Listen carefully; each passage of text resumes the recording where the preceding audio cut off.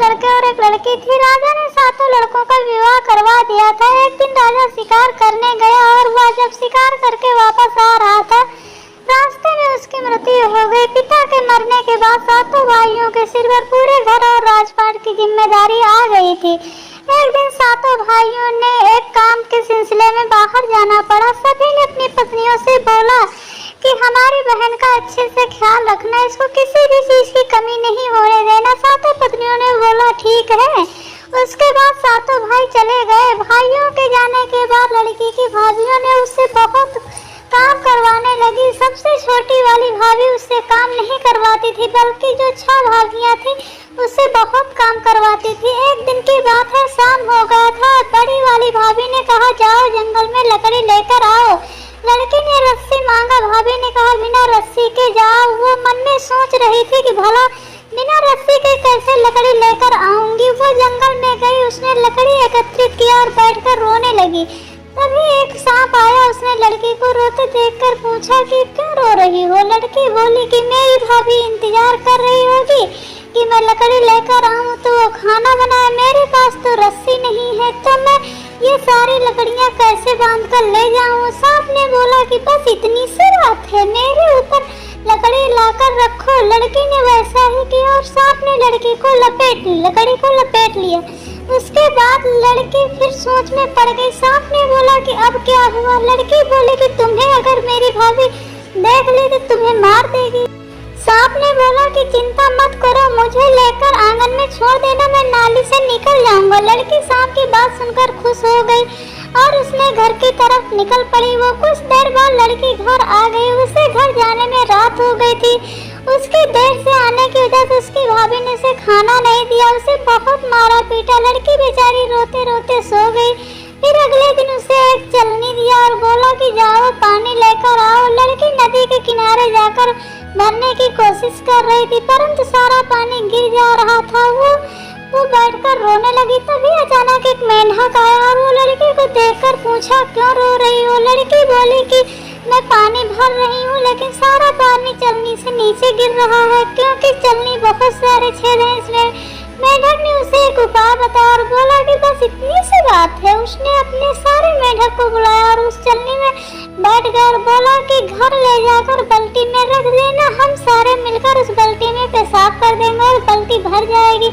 उसके बाद हम लोग वहाँ से चले आएंगे। लड़की ने वैसा ही किया। उस लड़की की भाभी हर रोज ऐसा ही ऊट पटांग काम करवाती थी उससे। एक दिन की बात है, उस लड़की को एक काला रंग का कंबल दिया गया और बोला कि जाओ अब ये कंबल सफेद ना हो जाए, घर लौट के मत आना। लड़की बोली ठीक है। लड़की कंबल लेकर चली जाती है और नदी के किनारे बैठ जाती, उसे धोती है। वह छोटी सी लड़की उसे धोते धोते परेशान हो जाती, परंतु सफेद होता ही नहीं है। काला है तो काला ही रहेगा ना, सफेद थोड़ी ना हो जाएगा। लड़की को 2 दिन हो गए, वह बिना कुछ खाए पिए बैठी रही, फूट फूट कर रो रही थी। तभी उसके सातों भाई नदी के पास वाले जंगल से होते हुए घर वापस आ रहे थे। सातों भाइयों को किसी की रोने की आवाज सुनाई दी। वे नदी किनारे पहुंच गए। उसकी बहन को उस हालत में देखकर उन सभी भाइयों का दिमाग खराब हो गया। पूछा कि बहन ये हालत किसने किया। उस छोटी लड़की ने सब कुछ बताया।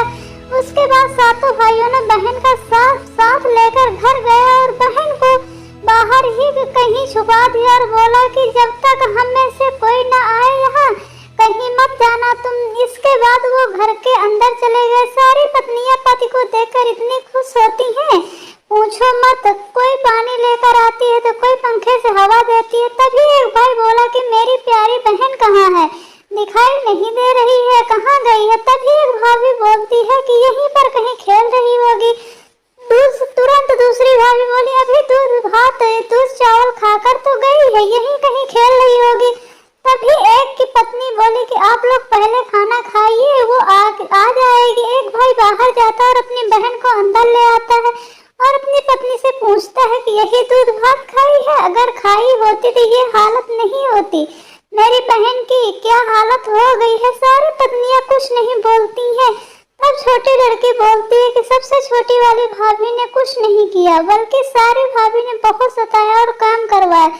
सारे भाइयों ने मिलकर अपनी पत्नियों को घर से बाहर निकाल दिया और सबसे छोटी वाली पत्नी रह गई। उसके बाद सारे मिलकर राजपाट करने लगे। इस कहानी से हमें ये शिक्षा मिलती है कि हमें दूसरों का कभी भी बुरा नहीं करना चाहिए। अगर सारी पत्नियां मिलकर स्वयं काम कर ली होती तो उस छोटी सी लड़की से काम नहीं करवाती और उसके घर में जुर्म नहीं होता और उन्हें घर से बाहर नहीं निकलना पड़ता। कहावत है ना, अगर हम किसी के साथ किसी का गड्ढा खोदते हैं तो हमारे लिए भी गड्ढा खोदकर तैयार रहेगा। दूसरे के चक्कर में हम इंसान स्वयं गिर जाते हैं, इसलिए कभी भी किसी के साथ बुरा नहीं करना चाहिए। आप जिसके साथ जैसा करोगे आपके भी साथ वैसा ही होगा।